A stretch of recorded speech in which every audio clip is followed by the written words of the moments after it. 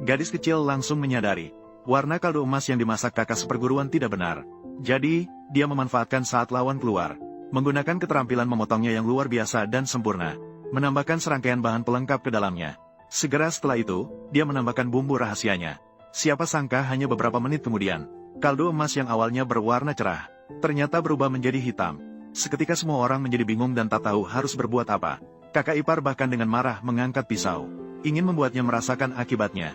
Hanya karena sup ini menentukan nasib kakak seperguruan dan restoran. Namun gadis kecil itu sendiri sangat jelas.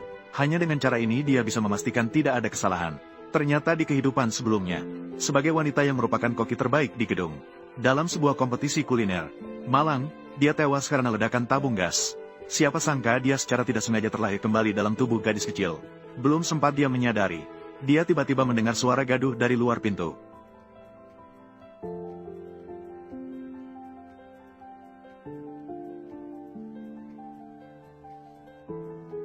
Ingatan gadis kecil itu tiba-tiba mengalir ke dalam pikirannya.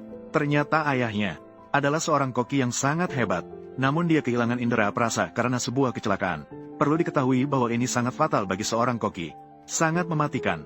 Jadi, ibu yang materialistis, dengan tegas, mengusir kedua ayah dan anak itu dari rumah, beralih mendukung pemilik restoran yang bernilai jutaan.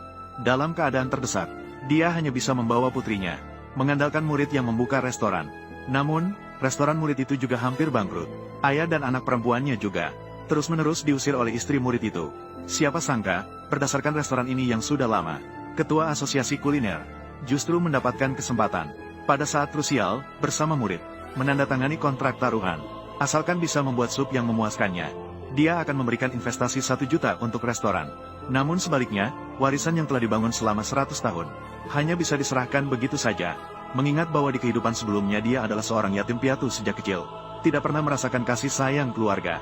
Karena takdir membiarkannya hidup kembali, gadis itu pun memutuskan untuk turun tangan sendiri, membantu restoran memberi kehidupan baru.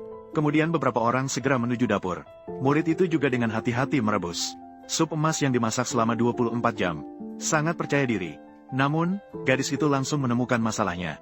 Warna sup emas ini tidak tepat. Rasa segar hanya mengapung di permukaan.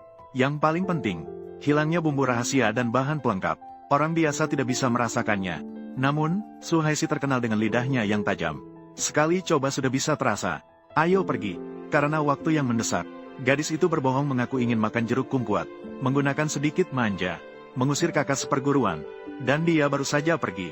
Gadis itu pun memegang pisau dapur, menggunakan keterampilan memotong yang luar biasa dan sempurna, mengayunkan pisau di udara, menambahkan berbagai bahan ke dalam panci.